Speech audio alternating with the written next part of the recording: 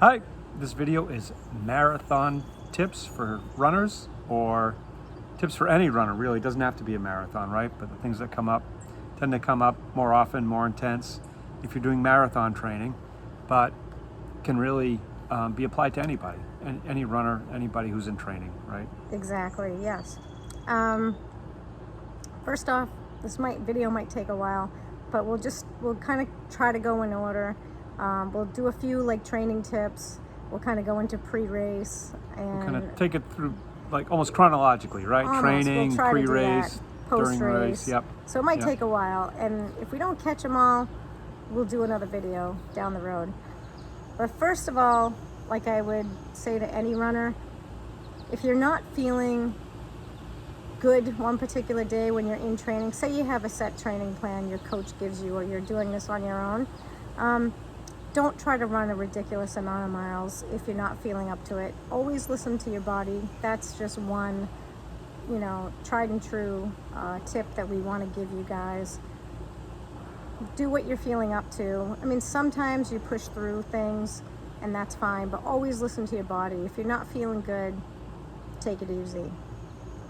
Another way to know, if you happen to have a watch that measures your heart rate, another way to know how you're doing when you're running is to monitor your heart rate. A high heart rate at a slower pace always usually indicates fatigue. It's always better in cases like that to take a day off or rest, or just be aware that, gee, I'm running a much slower pace, but my heart rate's super high. So that's an indicator, at least sort of an objective, an actual numerical indicator of fatigue. Maybe you think you're not fatigued, but in fact, if your heart rate's telling you something, that's something to listen to as well. So yeah, the value of those watches that do monitor the heart rate, they're so valuable. If you don't have one of those watches, you're training and you're able to sort of like take a stop, take a break between intervals or something like that. Back before the days of watches with heart rate monitors, we'd all take our pulse for 6 seconds. So it's easiest to do if you're not alone, if you've got somebody who can count out 6 seconds for you. But you take your pulse for 6 seconds and you multiply that by 10, and that's your heart rate. So even if you don't have a watch that does that, there are still ways to check in with yourself, either during a workout or just in general, to see what your heart rate is and how you're doing. Also, another good tip is try to run at earlier in the day or later in the day. You definitely don't, unless it's winter time, you don't really want to be running at the high point of the heat of a particular summer day, or depending on where you live in the world, it might be super hot there at 8 a.m. too. So just listen to your body and know the temperature and what you can tolerate. I mean, there's also that rule of thumb that, hey, I'm going to run a marathon. It's going to be in any kind of weather. I got to be prepared. So you have to train in that kind of weather. But also, don't intentionally try to run when it's 95 degrees if, you don't have to. It's going to be a lot harder to run when it's 95 degrees and 100% humidity versus running at 55 degrees. The purpose of training is to optimize your body to do what it needs to do. It's not just to punish your body, which is kind of what you're doing to yourself if you run in the heat of the day. Definitely. Balance the hard days with easy days. You never want to do 2 hard days in a row. It's always good to balance that. Hard day, easy day, hard day. Sometimes I would even say moderate day, easy day, and then another hard day. Every single day that you run does not have to be a hard workout day. And actually, it shouldn't be a hard workout day. 80% of your running, your mileage per week should be, in fact, more easier type of running. You want to be able to run hard and hit those target paces on the hard days, which is 20% of your mileage, versus, trying to do that every single day. It's really impossible. I mean, some people might try to do that. I would never, in fact, recommend that. That's always what I would say. And if you've got a longer period of time, your training plan is over a long time, you can, at least at the beginning of that training period, you'll have the opportunity to put even more space between your difficult workouts. More Definitely. days of productive but easier running between those real hard workouts. Yeah, and definitely if you're a marathoner and you're doing a long run once a week, I mean that's great, and you don't want to, you want to increment slowly. Depends what your training plan might be. If it's a typical like 16 to 20 week plan, how much time you have, I don't know. Everyone it's different, but you definitely don't want to. If you do a 10-mile run one week, and then the next week you want to maybe increment some bit of that long run, maybe you go up to a 12-mile long run. Also, another thought process, which I've done both, is if you do a 10-mile run one week, let's just say you did like a 16-mile run, because it's a little bit longer. You did a 16-mile long run one week, maybe the next week come down, do a step down to like 13 miles or 14 miles, and then the following week go back up to, then try to push yourself a little bit more and try to go up to 17 or 18. But it's okay to have a step down week. And again, it's all going to depend on your training plan and how much time you have before you have a marathon. But it's okay to take a step back. And if you take a step back, it's not really a step back. It's just giving your body more rest so that you can be more primed and ready for the longer distances coming up. So it's not a bad thing. It's a good thing if in fact you have the time. In general, increment your total weekly mileage by no more than 10%, unless you're really an experienced marathoner and you've done crazy stuff. Like I have at times. I've gone from like 0 to like 40. But really, for the most part, if you're just learning how to do it, don't increment by some crazy amount, no more than 10%. You want to be thoughtful about what you're doing. You don't want to promote an injury or Right. I was going to say, what are the dangers there? I mean, I've heard that shin splints are a common a common side effect of increasing training too much too quickly. Exactly. You don't want shin splints. If you have shin splints, you got to do whatever you can to get them feeling good again, which usually means rest, rubbing a ball along the shin splints, ice, elevation, compression socks, all kinds of stretches, all kinds of things like that. You don't want shin splints. They are painful and not good. Another thing that you can do is in terms of running shoes, if you have more than one pair, alternate your running shoes. It kind of gives the shoe a break, so to speak, but it gives the shoe a chance for that inner sole to kind of bounce back after maybe you did a long run one particular day and offer you better support. I like staying in a routine. I only like to run at certain times of the day. However, sometimes you just can't, stick to that for whatever reason. But if you stick to a routine, you're more likely to, be consistent with your running and, adhere to your training plan. So try to think about the best times of day to get the workout done, and when you think that you're going to perform best. I mean, that's really a big thing too. Right. Some people are morning runners. They can get up and go and have a great workout. Some people kind of need to get through their day first, and then they can, they found that they can have their best workout after they've had, sort of the day behind them. Definitely. Another thing that's true of running, whether you're a marathoner or not, the more miles you run, the more your body learns to run more efficiently, and the easier it will become. All the people that start running and they're like, oh, this is so hard, I hate it. Just keep running. Even if you run slow at a slow pace, doesn't matter. The more you run, the more efficient you are going to become with running. Your body's going to adapt to those changes on your rest days, and you're going to be able to run further and longer as you go. There's going to be so many physical changes happening in your body, heart rate, all kinds of good stuff like that. So really, the more you run, the better you will become. That's really true. Learn what works best for you in terms of food.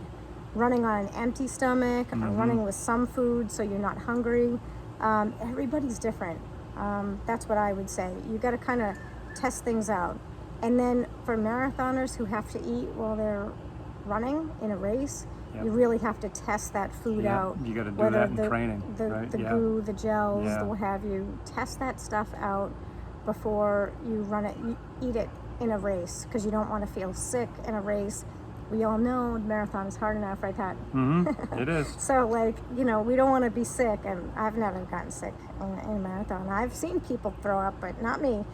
So, anyways, that's a good thing to do. And even can you keep running while you're having, your packet of, of gels or whatever, or is it something where you need to stop, stop your progress, take the gel, and and then move again. That's something that you don't want to find out in a race. You want to, you want to work that into your training, so that come race day, you're not asking yourself to do anything you haven't already done. Yeah, definitely. I mean, like for me, I don't like to eat. So the thing is, I'll go out and run. And running on an empty stomach, there's probably two schools of thought, right? I'm not going to condone either one. Just do what works best for you. But like running on an empty stomach, I know in doing that, like, I could become fatigued sooner because I don't have anything to help me along.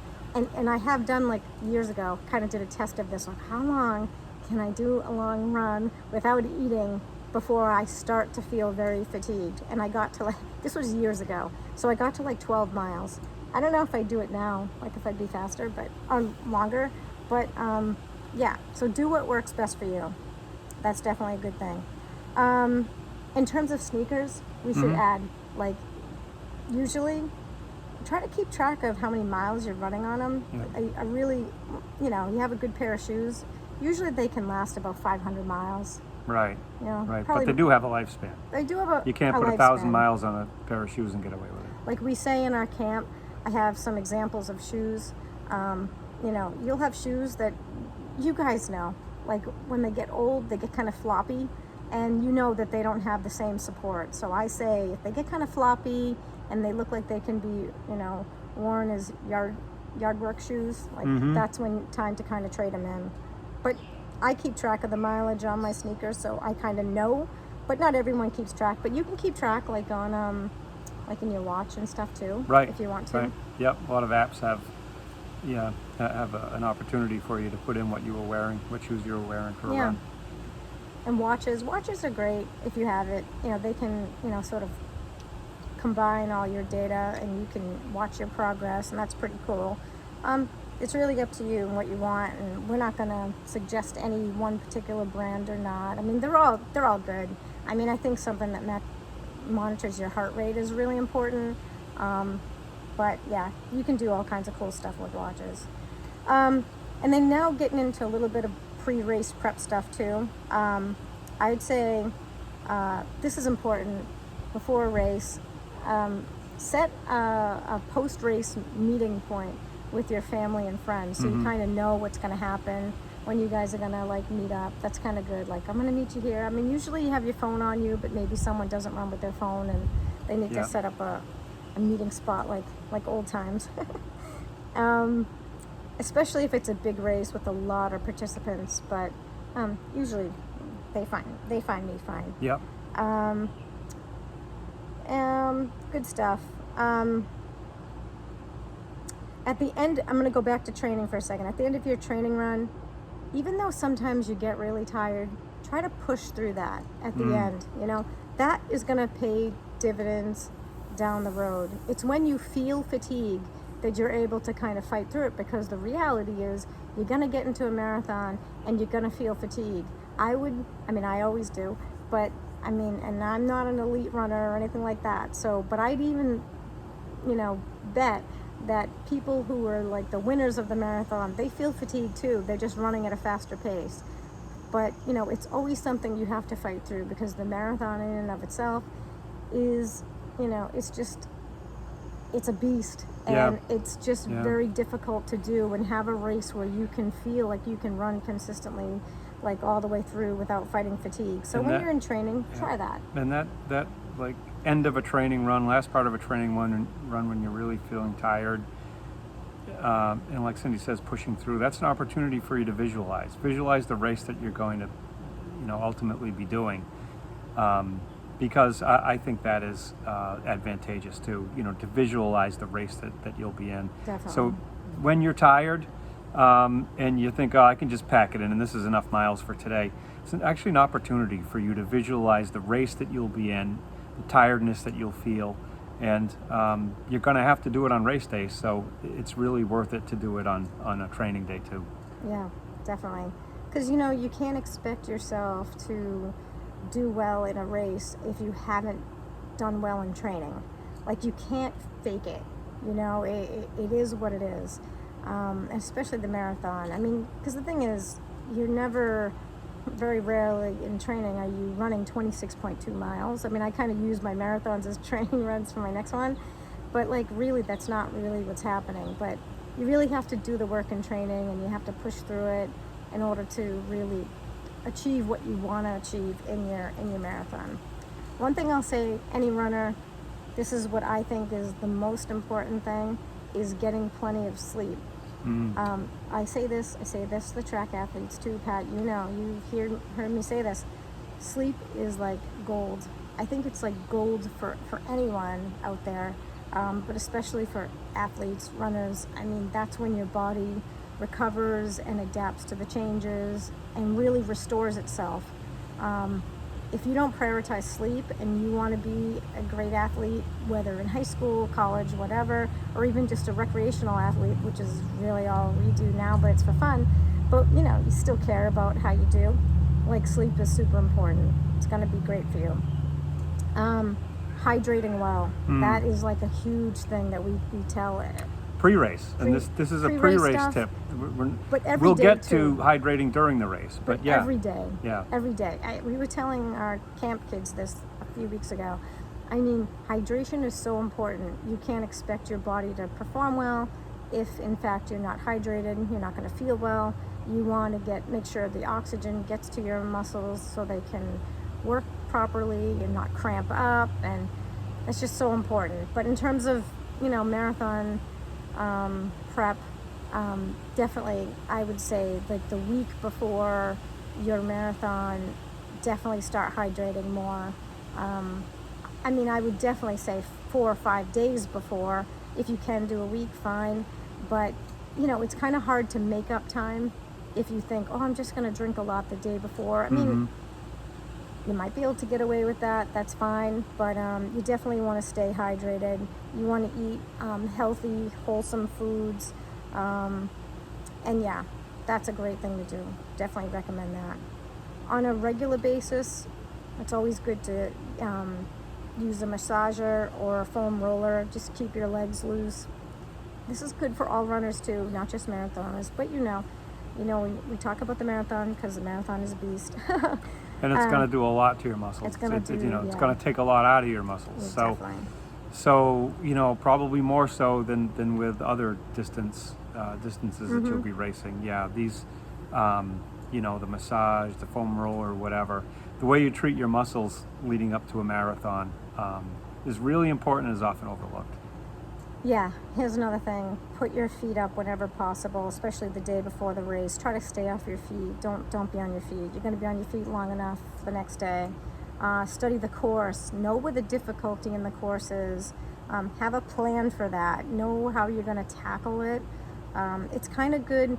Usually courses are marked out very well, but sometimes, I'm not kidding, a couple of marathons, things were not done very well.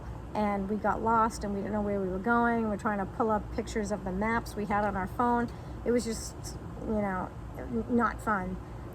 But anyways, study the course. And of course, if the marathon you're running is local, you've got a great opportunity to get there. You find out what the course is. You can actually go on it. You can train on parts of the course. You can train on the hills. You can train on if there are trails and things like that. So if you are running a local marathon, that's a real advantage. Being able to get on the course itself for part of your training and for familiarity with it. Yes. Watch the weather. Prepare for the weather and the temperature, right? and sort of a general rule of thumb, and you got to know yourself, right? You got to know yourself and how you train, and when you're out there doing your workouts, what you like to have on you. You guys know you're running a marathon, your body temperature is going to go up. I don't know how many degrees. All I know is it feels like A bunch. it feels like Yeah. 40, but I know Yeah. it's not really. I mean, your body temperature rises. You know, you think you're gonna need all this stuff on. Like I sometimes see people wearing head to toe like pants and shirts, and I'm thinking, like in the last one I just did, it was in the mid 60s, and people had long sleeve shirts and pants on them. Thinking, oh no, like they must be so sweating. Like, I mean, I was sweating, you know, just like this, and I'm thinking, how could they do that? But anyways, general rule of thumb is dress for the temperature. Don't be as concerned about the weather. Yeah, if it's raining, you know, I guess it's sometimes good to have like a shell. It depends what the temperature is, really, because Yep. if it's 60 Yep. degrees, you're not going to want to have extra stuff on. Right. But if it's a, you know, 35 degree, 40 degree, and raining, you might want to have like a jacket on. But that's a good thing to know. In a marathon, I wore pants once, and I had shorts and I had soccer pants on. I left them on for 22 miles because it was 16 degrees. So that was the only time. Otherwise, I'd say shorts. That's just me. Yeah. But definitely, and you know, compression socks are good too. They can keep your legs warm and serve sort of a dual purpose, you know, compression and keeping you warm. And you can I've rolled them down during races too, when I'm like, okay, now I'm hot, I don't want them on. Pre-race stuff, or race day things. For your toes, I always ask people, how do you go through the marathon without blisters? Sometimes I do, sometimes I don't. I usually get through it without blisters when it's a cooler day. Obviously, it makes sense. Hot days usually tend to get more blisters and things like that. I wear the socks with the little The individual toes individual in them. toes in them, Yeah. right? These are really good. So I do wear that. I wore them last week and I didn't get blisters on my toes, but I wore them 2 marathons ago and I did get blisters, but I did do back-to-backs. It just depends. It probably depends on the temperature as well. But one thing I'll say, I use like Foot Glide. I do put like Vaseline or Aquaphor in between my toes as well. Some people don't do that. He doesn't. I don't think he do that. Or he uses Foot Glide. But like, yeah, do whatever you have to do to try to avoid blisters if you can. And make sure your toenails are trimmed appropriately. There you No go. sharp edges. Yeah, no sharp edges. You can have one toenail cutting into the next toe, depending on Yeah. how they're Don't want trimmed that. and what your toes are shaped like, and whether or not you're wearing those socks and everything else. So that's another thing with the toes is the nails. Make sure that they're ready to do the Yeah, marathon nails. with you. Ensure your running shoes do not have too little or too many miles. You want to have broken them in enough time, because that can cause blisters too, or pain in other parts of your leg. I mean, that's a real thing that can happen. Pre-race, know how to get to the start line to save stress on race morning. I always do this, even if I'm tired and I don't feel like I want to or have time. I always do it because I don't want to be stressed. If you travel for races, like we like to be at the start line more than the finish, just because I want to minimize the amount of time it's going to take me to get to where I need to start the race. Another good thing, I was saying, eat wholesome foods and stuff like that. Like bananas is good. Anything with magnesium supplements is good too. Pre-race, don't decide you're gonna go eat Mexican food before or go. I know. I swear, I read somewhere some lady said she ate Taco Bell like before every marathon, and maybe that works great for you and go right ahead. But Yeah. like I would say, eat bland, non-spicy foods prior to the race. Don't take big risks, right? Don't If- take if- big risks, If you're going to eat yeah. Taco Bell the night before your race, make sure you've done that in training. Make sure you've eaten Taco Bell the night before your long run and that you got through that long run okay. You know, don't take any risks with what you're going to eat the night before a race. Yeah, definitely not. Or anything that you might think might upset your stomach. That's what I say. Just don't try new stuff on before race day, the 2 days before race day, I think, and or race day. After the race, go do whatever you want. It's all good. I try to do this because we travel a lot to get to the places we want to run at. Prepare as much as you can for race morning the day before. I like to have everything all laid out on the counter and in the order in which I want to use it the next morning, because us crazy marathoners, you're going to wake up at like 3:30, 4 in the morning. You're still going to be tired, and you want everything available. You don't want to be digging in your backpack for stuff. So that's what I do. Sometimes I don't do this a lot, but shower the night before to save time. It depends if it's going to be super cold, like I would. But otherwise, I would just shower the morning of, just to wake myself up, or skip it. Who cares? You're going to get all wet and sweaty and gross anyways. You're going to be showering after. So Maybe. the shower before is, Maybe not. it's what's going to work for you. And by that time we drove home from Kentucky, I didn't shower for Right, like 20 till hours. the next day. Because we drove Yeah. home from Kentucky right after a marathon, and I didn't shower for like 20 hours. Wasn't too Yep. smelly, was I? Nope. Okay, good. See, I'm good. Just put deodorant on. You're going to be fine. I like to do this when we're traveling, set up late checkout, and you need extra time after a race. I mean, I'm not the fastest marathoner around, definitely not. I wish I was, but I'm not going to be. I accept that. But yeah, get late checkout. That's always a good thing. If you're traveling to a race, pack different options of clothing. If you're not sure what you're going to wear, whether it's tank top, short sleeves, so you have options. So you don't have to go out and buy stuff if you don't want to.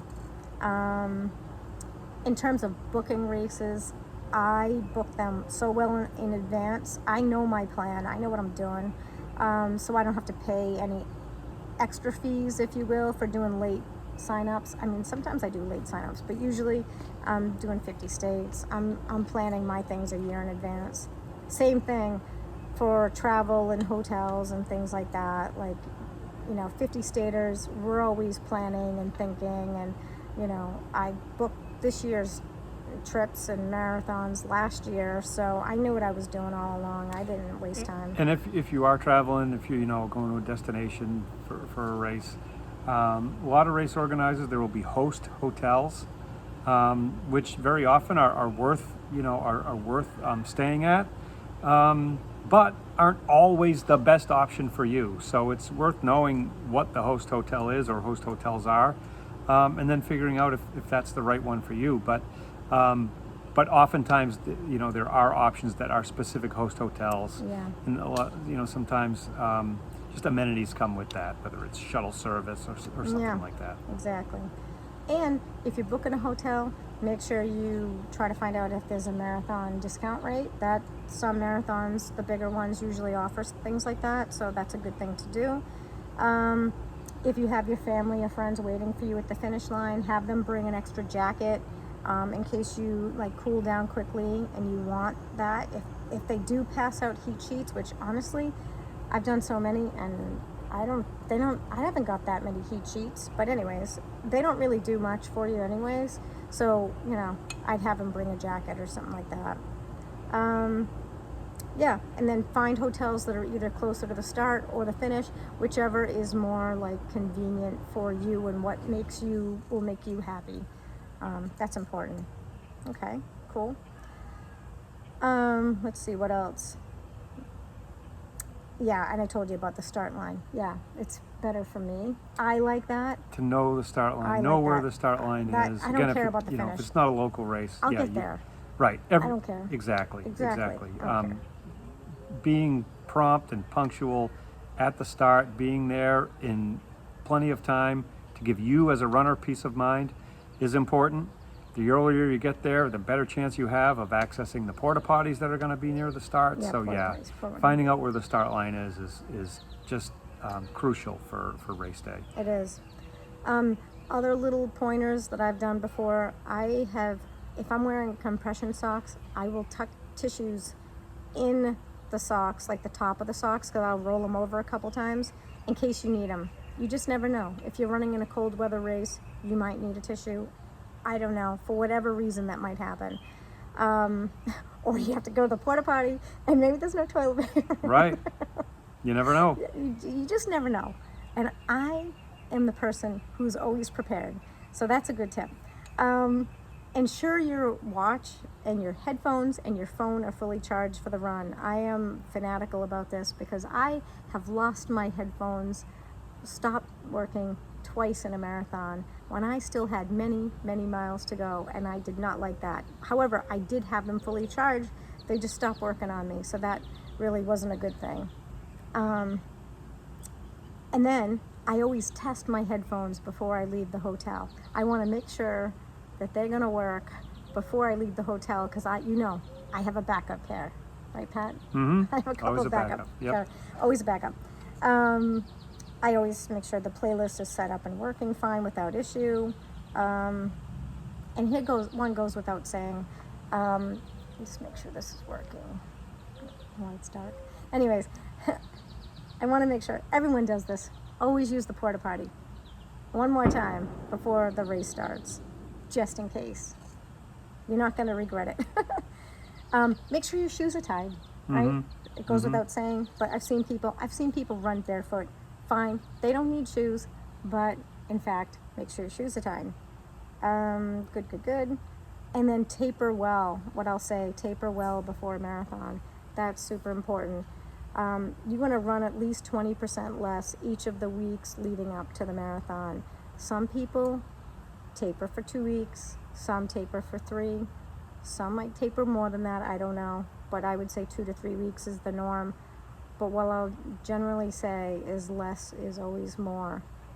You might think, oh, I have to squeeze another long run. No, you don't.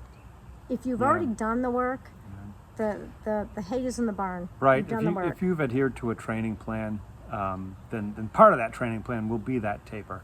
But if you've been running according to a training plan for some time, then you're not going to make monumental differences by doing extravagant workouts or putting in a lot of miles those last couple of weeks. Really, the best thing for you and your race performance is that taper. Definitely. And the thing is, even when you taper, though, it's like it doesn't mean you run. You just run less, and you can still do, some speed workouts to a point. You want to stay sharp, but you want to give your body the chance to really rest. So that's super important. But if you have a coach, don't worry. They're going to guide you to what's appropriate for you. When you're at the race, line up in your assigned corral to be fair to other runners. I have seen so many people not be fair. People just jump in and they're running, and then you have to pass them and things like that. So that's always a good thing. I always say, allow ample time to get to the start line, because we have been seriously, massively stressed before, like in bad traffic. It's kind of a theme with us. The Yes. start line is kind of a big deal. I mean, we almost didn't make it. Like Pro Football Hall of Fame, we were on the highway and everyone was trying to get to this race, and the traffic was so backed up, it was gridlock. And then you just let me out, and I just ran across the parking lot like a maniac. But anyways, it's definitely larger races have unbelievable traffic. So just you want to be prepared. I do this too. Study the course. I talked about that earlier. Study the course. Learn the turns so you can be prepared to run the tangents better. Always try to run the tangents as best you can. Waste less energy. Running the tangents is the shortest distance kind of between 2 points, if you will, the shortest distance to the finish line. If you're taking a right turn, but you're going to have to take another quick left turn, you kind of want to stay along, kind of do a straight line across there instead of like really following the right side of the road. You want to be smart about not taking as many steps, especially you guys know in the marathon, it's a beast. I'll always say that. If you can save yourself a bunch of steps, that's a great thing. I don't know if anybody out there is an auto racing fan, but Grand Prix races are run on like city streets, and there's turns like this. Although if you look at the wear on the road, the lines for where the cars have driven, it's as straight a line as possible. So even if the road bends like this and this and this, the drivers have figured out how to take that in as straight a line as possible. Same thing with running. Yes, definitely. Same exact thing. Learn what time points you're going to be clocked at in the race so you can set some goals for yourself. Set realistic goals for what you'd like your time to be there. Sometimes I used to do this. I mean, I haven't done it recently. Write on your arm if you think you're going to forget, or I memorize it. Write on your arm like, oh yeah, I want to be at 10K by this time. Want to be, if you're taking it super seriously. If you're not, don't worry about it. Just go have fun. But if you're taking a race seriously and you're like, I want to beat my time from last year. Okay, here I want to run. You've got a goal time in mind, do and this, do that often, in a marathon, you're not likely to have just a goal time, a finished goal time by itself. It just makes a lot of sense to have, goal times for the different distances, like she's saying, whether it's 10K, 10 miles, the half point.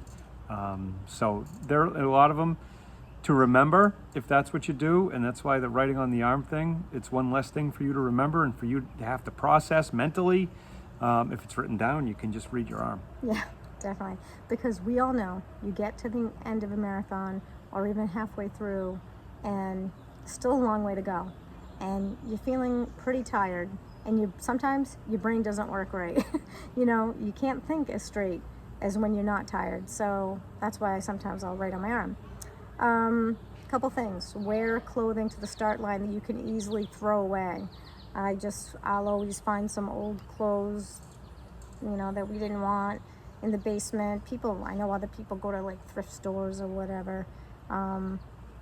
Just keep it on for the first mile, chuck it, wear old gloves at times if I need to. I've seen people wearing bathrobes, on a chilly morning to stay warm. Yeah, because it's easy, because it's like, not something you got to pull over your head.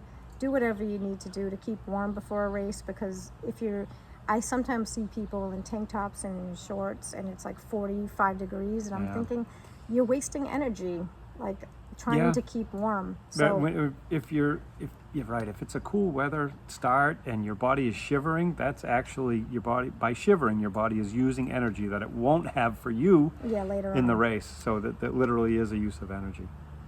In terms of, consuming the energy gels in a race, I carry 6 on. Sometimes I'll carry 5, but more recently I'll carry 6. But anyways, carry 5 or 6, or however many you need.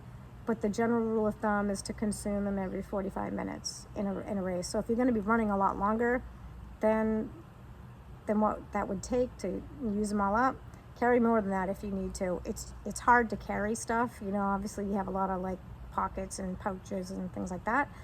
But know on the course where you're going to get the gels so that you can take them from the race organizers, so you don't have to carry every single one of them, or maybe someone could be on course that your family, friends, they can give you some so you don't have to carry everything.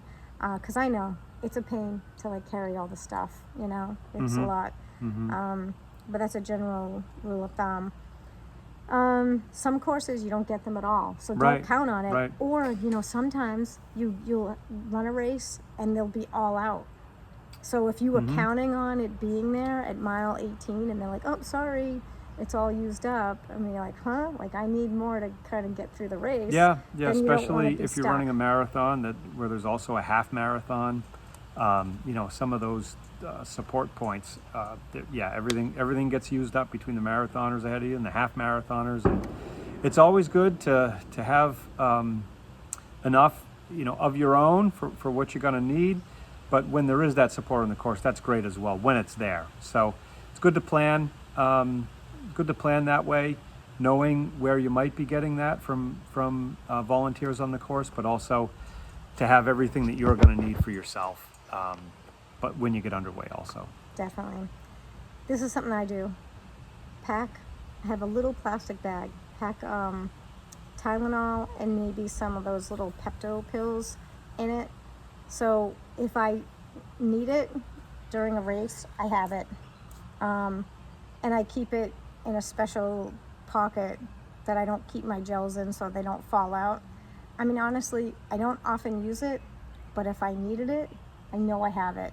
I mean, you all know, marathon, you feel lots of pain, Mm-hmm. Yep. lots of aching, Yep. lots of just, honestly, I've taken Tylenol in a marathon a few times. Doesn't really help. Right. Doesn't really help. It hurts Well, pretty bad. Yeah. There you go. Yeah. So, but maybe you have a headache. I've had a headache in a race before. Happens. Okay, so just saying. If you want to Boston qualify, you can plan out your race strategy and know your splits and time points that you have to make it in. Like we were saying before, knowing the splits and writing things down on your arm if you need to, if you're super serious about it. Dry fit clothing is perfect. Even in winter, you want dry fit stuff so it can absorb all your sweat. When I ran in Pro Football Hall of Fame in Ohio, it was 24 degrees. I actually had 4 layers of dry fit clothing on, and I needed all of it. And yeah, I sweat like crazy, and it was cold. And I had a throwaway that I threw out at mile 3. Here's another thing. Sleep with pillows under your legs if you have just run a marathon, if you want to elevate, or any kind of long distance race too, even in training.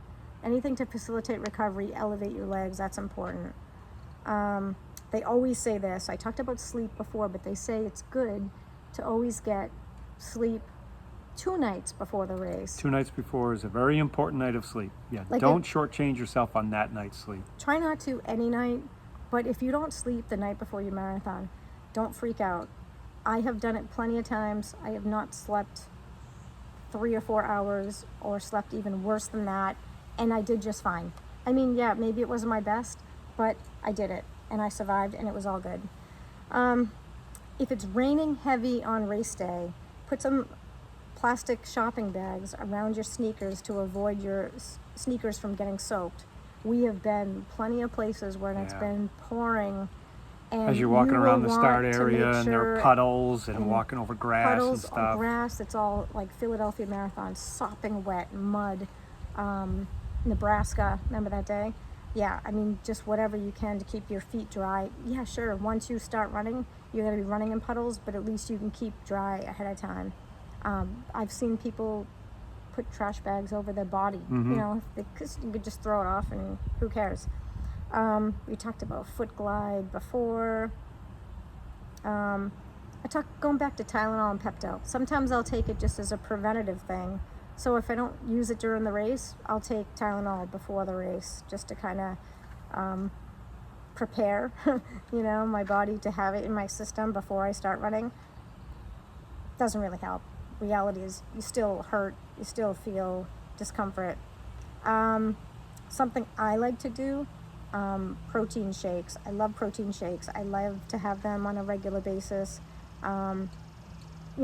Maybe you don't eat like a lot of meats. I mean, I do eat meat, but I still love protein shakes because you can put bananas in them, strawberries, blueberries, beets, Yeah. all kinds Yeah. of cool stuff that normally you won't You can make it a eat. treat, You can make it a treat. and it's you can make it a treat, and it's good for you. It's good So for you you. get a chance to put some ice cream in there, flavors that you want. Yeah, you can make it all chocolate if you want to, however it works. So that's a good thing. Yep, we talked about what good stuff to eat, bland, safe foods, but pasta, white rice, pizza, bagels, breads, chicken, stuff like that. People tend to eat. Honestly, just talking about food a little bit, avoid processed foods. I mean, people eat them. It's not like I'll never have it. I don't like it generally. I just feel that, you want to have healthy foods for sort of optimal performance, or just to make your body feel good anyways. Like I tell our camp kids, like think of your body as like a car engine. You want to put the premium gas in it, Right. you want to put the premium food in it so it works properly. I think that's important.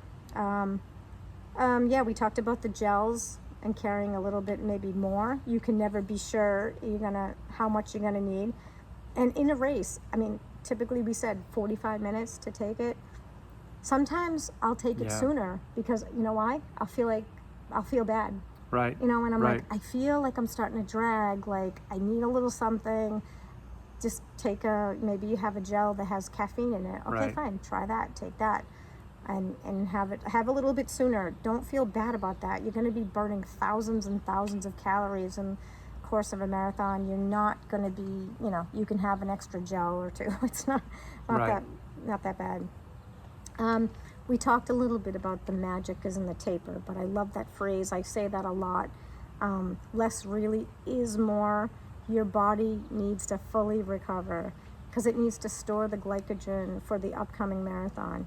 You will be amazed on race day if you've tapered properly and accordingly. You will feel so rested.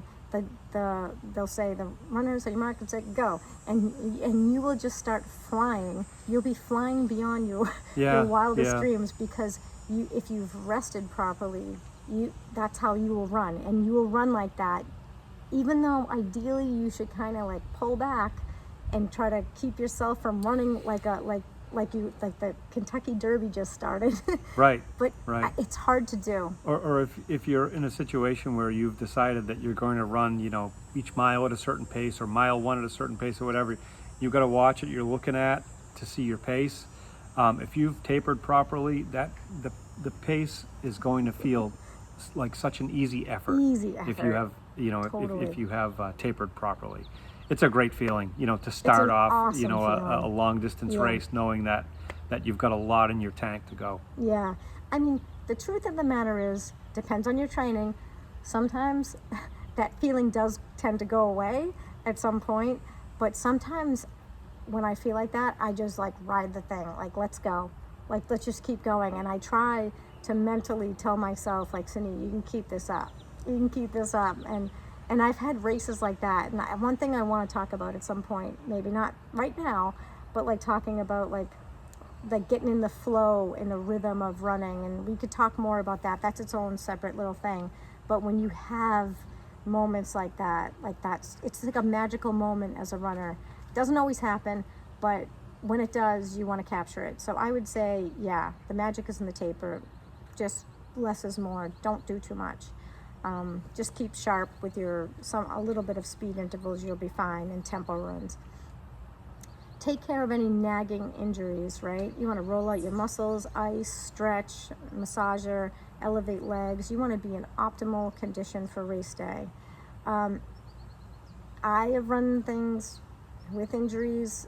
I mean, not ones that would stop me, but that bothered me throughout the course of the marathon, sure. But you get through it. But take care of stuff ahead of time so it doesn't hold you back. You don't Right. want it to hold you back. Sometimes you can't help it. It doesn't heal fast enough, but definitely want to do that. If you slow down significantly in a race, just pull over to the side. Sometimes people just Yeah. stop. They stop right in front of you. And you're Yeah, like, what? that's a What's going on? consideration Yeah, for other runners around you. etiquette, I guess you Yeah. could say. Yeah. And then I'll say this too. Try not to start off a race too fast. Like we were just talking about how you feel like you're a horse let out of the Kentucky Derby starting. You're like, go, and you start flying. It's awesome and it feels really good to do that. But it's like, I'd almost like caution, like, well, try not to go as fast as you can because you're going to burn through a lot of glycogen a lot quicker. You want to, in a marathon, it's for the long haul. You want to stay kind of in control. You can be quick and faster than maybe normal, but not be too fast. Stay within yourself. You don't want to exhaust yourself in the first mile where you just have to stop. So stay in control of, stay within yourself, stay in control of your breathing. Don't get ahead of yourself. Just think about, I have a long way to go. There's a long way to go. Yeah, for sure. They have all the aid stations out there, right? You can stop at every single one if you want. Stop, drink, whatever. Have a drink every single one. Usually there's Gatorade and there's water. I like it when they have the different cups. Like sometimes you can't tell and you're not sure which was which. And I have headphones on, so I don't always like hear what they're saying. But yeah, you don't have to drink at every aid station. I would say during a marathon, you want to stay super hydrated. What I'll say is don't skip the early aid stations. You might Right. think, I'm not thirsty. I don't yet. need anything yet. Yeah. But no, Yeah. that's bad because it will come back to bite you later on in the race because you'll feel Skip a couple of aid stations and you Yes, feel you- thirsty. Yes. You've already, not that you've already lost it, but you're already in a deficit. Yes, you don't want to And be in that. it's really difficult to sort of catch up from there. So, yeah, especially true with the early aid stations that you might think you don't need, maybe you don't want to, Yeah, pull that's off good. and get it. It's worth getting. It's worth getting. I'll say, sip it, sip it if you can. If you get to the later miles, like 15, 16, 17, I mean, by that time, sometimes I'm just taking 2 cups, probably because I'm feeling a little bit more dehydrated. Avoid the urge to want to just chug the whole thing, but if you're thirsty, you do what you have to do, right? And if you're thirsty, usually it's not to say it's too late. You're usually thirsty before you even think you're thirsty. That's a thing that people don't really realize. Yeah, your body needs the water before your throat tells you that it needs the water. So that's why those early aid stations are important. Yeah, but I'll be honest too, in marathons when I've actually done well, I have skipped the last station or skipped certain ones because maybe there's a crowd of people and I didn't feel like slowing down. If I knew I was gonna hit some certain milestone or sort of personal record, I'll be like, I'm not going to that one. And that's usually like at mile 24, 25, and I'm like, I hope it doesn't come back to bite me in the butt, but usually it's fine. Usually Yeah. I just find a way to get Yeah. through it. The marathoners, you can use electrolyte salt if you feel that you need that. That's something that I started doing, I don't know which marathon, I guess fairly early on. It can help to avoid cramping. And like last marathon I just did, I had 2. I took one at mile 9. I just split I only had 2 with me. So sometimes I'll take 3. But anyways, so I took 2. I took it at mile 9 and 18 because I just said, all right, 27, even though it wasn't 27 miles, but I just said 27 5 by 3, 9 and 18 sounds about right. Good. So that's when I do it. And I get these things in my mind before I get to that mileage. Like I usually always take the gel at like 4 to 5. So then I tell myself, okay, at 8, about 8, take another, And I like to have that in my mind because I get tired and I'm not going to look at my watch and remember, what's 45 minutes from then? No, I do it, for me, I do it by miles because that means something to me. That's how I remember. Okay, at 4, I took it at 4, took it at 8. Okay, I'm going to take a salt at 9. Okay, I'm going to take another gel at 12. That's what I do for myself, but you have to figure out what works best for you guys. We're just giving you little tips of things that we do, and it could work for you or not, but take whatever you want or not. We already talked about that. One thing, this happens to me many times. When you make your final push for the finish line, it's so hard, right? It's always like, be sure that you can hold your pace, because I always try to speed it up, because I'm always like, I tell the track kids, don't leave anything in the tank, and I don't want to leave anything in the tank either, even in a marathon. Be sure you can hold the pace so that you don't cramp up. Sometimes if you go too fast and you're in a marathon, that happened last time, I saw them, and then I got all charged up, and I'm like, all right, let's go. And I started, I gave them hugs, and then I started going again, and my left hamstring started cramping up. I'm like, okay, I can't run that fast because it'll cramp me up. So, just things like that. You just got to kind of know when to give it more sort of gas, so to speak, versus not. Yep, and it could be another example of, on race day, don't ask your body to do something you haven't already asked it to do. Yeah. So in training, you finish a training run with a kick, right? To see what you can do at the end, how fast you can push it, how long you can hold, a kick, an increase in pace. So again, you might not run a 26.2 mile training run and literally, simulate the marathon that way, but in training you can simulate just about every scenario you're going to come up against. Definitely.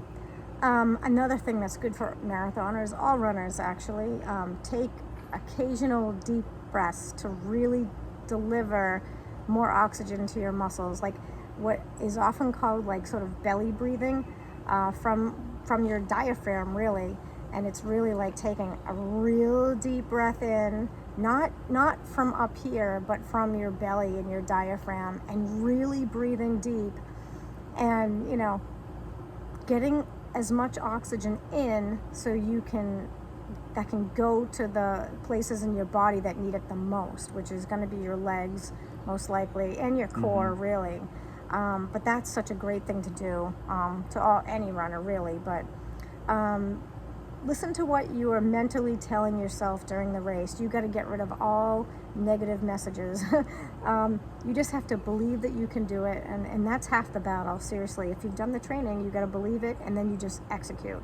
So like, even if I get tired, like, it's not to say you are gonna get tired. I mean, I don't know if anyone can do this without getting tired, but you're gonna get tired.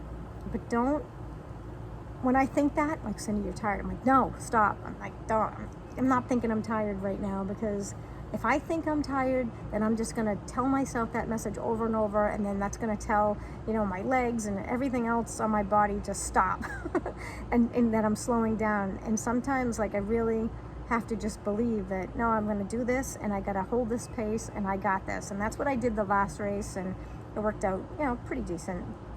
For me, if you're having a conversation with yourself and you're doubting if you can do it, for me, it's remember the training. Remember how hard you worked in training. Every effort you made in training was all for that day. So again, you're not going to ask your body to do anything on race day that you haven't already asked it to do, and you've already succeeded in doing those things. So when I'm having a conversation with myself, I try to keep it on those terms. Yeah, definitely. And I think about, like, the last race, I was thinking about them and them waiting for me, and I kept looking for them at all these different points, and I didn't see them throughout the race. And I said, oh, they're just going to be at the finish when I'm crossing that bridge, and oh, that's great. And then I saw them. I was all surprised. I saw them at mile 23, and I stopped and gave them a hug, and then after that, it kind of does give you a boost to see your family, and then after that, I'm like, okay, it's just a 5K. I told the lady next to me, it's just a 5K. And then we get through it, and I think about, your family being there at the finish line cheering you on, and I get all, even though you're tired, you get all kind of charged up to just finish it, and super excited to be like, all right, I'm conquering this thing, and I got this, and that the people are going to be there waiting for you to support you, and you got this, and it does really make you feel like you believe in yourself and you can do it. So that's kind of a cool thing. Going back to, like, during the race too, if you're running downhills, try to avoid spending too much energy there. I mean, I try to let the gravity of the downhill kind of just take me down. I kind of let the downhill as a chance to kind of relax. If I actually like to take in goo on a downhill, because it is harder to take in food or drink when you're running uphill. Never do that. Do it if you have to, but I try to use the downhills for that, just kind of relaxing, food intake, drink intake, whatever I need to do. Just kind of catch your breath if you had to crest the hill, before that, shake out your arms and legs, however you need. Yeah, so that's kind of cool too. So yeah, we were going to talk about, like, running a faster pace during the race might feel exhausting, but you really have to push beyond, we talked a little bit about it, push beyond your comfort zone in order to kind of go places you've never been. It's a weird feeling, right? Because sometimes people are afraid to do that because it's hard and you're not sure how your body's going to react. But that's why you do it in training. That's always good. Do that in training if you can, like Pat said. But if you're in the race, that's kind of where you also want to be, pushing through, especially in a marathon, pushing through the fatigue, even though you're just, that's all I kept saying last one. I'm like, no, even though I'm tired, like, just keep going. Like, don't try to hold this pace. Don't give up, And that's the thing. I don't like stopping, even though I do stop halfway to hit the hit the porta potty, because I like to like see what my hydration's like. If it's like, okay, oh good, you empty out, and then you can fill up the second half of the race, because you kind of need it more the second half too. You need it both halves, but you probably need more the second half because you're already 13.1 miles in. But I think that's a good thing. But I don't like stopping. I do it for that reason alone, but I don't like it because it takes me out of a rhythm when I run too. Yeah. But it's mentally harder to like kind of get back to where you were. But that's something to keep in mind too. Post race. So now we're going into post race stuff. Shower stuff. Alternate between hot and cold showers to ease any muscle soreness and to help with blood flow too. Just, I don't know, take as long of a shower as you can, but if you can alternate between hot and super cold, if you can take like an ice bath, do it. If you can stand it. Roll out your legs if you can stand it. A lot of marathons have like massage, and they did it for the last one too. Massage tables and rolling out. Yeah, I didn't do that. I don't want anyone touching me. It's not always pleasant, and it's probably not going to be pleasant for somebody to be touching your legs or rolling them out right after you've crossed the finish line, but they're offered because it is advantageous for recovery. Yeah. Elevate your legs, take your shoes off, eat and drink something, eat something containing protein. Maybe you can drink something with protein within the first hour. You definitely want to replenish. Don't make the mistake of not replenishing, because if you don't, you're going to be dehydrated, you're going to get a headache, you're going to feel awful. We did a 20-miler months ago, and he felt awful afterwards, and I'm like, well, maybe you should try to eat something. He didn't want to eat something because he didn't feel good, and I'm like, my stomach didn't want to eat, but the rest of my body needed that nutrition. And once he ate, he actually felt better. Post-race, walk as much as you possibly can. Highly recommend that. Get plenty of sleep. Again, prioritizing sleep even after the race. Epsom salt baths are a good thing too. Wear compression socks. Here's another one. Book your next marathon. If you loved it, do it again. It's fun. If you hate it, don't ever do it again. It's fine. Allow your body enough time to properly recover, right? Don't rush it, and listen to your body when you go back to training. Ease back into it. You don't have to go crazy. All the way back to the first tip that you said here today. Listen to your body. Don't push it beyond what your body is screaming at you about. Yeah, what I tend to do is I like to do almost like a reverse taper. So right now I'm a week out from the last marathon, and I've already run again, and I feel fine on the surface. But I kind of just do a reverse taper and kind of ease back into it. Like I'll do a 30-mile week. So it won't be a lot, but it'll just be enough just to kind of get back into it and feel good again, and do a little bit of speed eventually in the next week or so, things like that. But don't rush it. There's plenty of time to run, of course. If you have one, you can use like a leg compression machine, compression boots to help with recovery. If you have them, they're great. If you borrow them from someone, that's great. It's just a good way to get some more blood flow to your legs and help recovery. If you do have any slight injuries or muscle strains or anything like that, roll out, apply ice. Depends on where you are after the marathon. Ice more immediately, could be heat later on. Rest, apply compression, foam rolling, things like that. That's all going to help you. I've come out of a marathon last year where I did all that. I did all the stretching. I tried, and I just couldn't get beyond the pain that I had. So after like a month of that, I just had so many like trigger points in my leg. So I eventually had to go to PT, which was not fun. And we probably have talked about that before, but if sort of last resort, if you can't resolve it on your own, And if you have to do PT, they're worth it. They definitely fix it. They resolve all your trigger points and really smooth back out your muscle and get the knots out and things like that. But hopefully nobody has those problems. But if you do, they really are great people and they know what they're doing. They can fix you up a lot sooner if you can't fix it on your own. But that's why stretching and cool down runs and things like that are so important. Like, people do tend to ignore them because they think, oh, I don't have to do it, it's fine, but in reality it's really important thing to do. Yeah, it's an injury prevention measure. It's not foolproof. It doesn't mean that you'll never get injured, but it always helps. Yeah. So, those are our tips that we have on our list right now. There's probably some I'm not even thinking of, but we just wanted to share that with you guys, and hopefully it's helpful to anyone out there.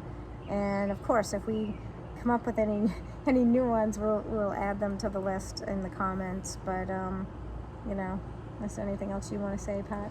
Well, that was a lot. That was a lot. Yeah, but training for and running a marathon is a lot. There's a lot to it. It's multidimensional, but it's nothing that should intimidate anybody. Every bit of it is achievable if it's taken sort of step by step, literally and figuratively, but sort of step by step, compartment by compartment. And if you've got a coach or a written training plan or something like that, you're well on your way.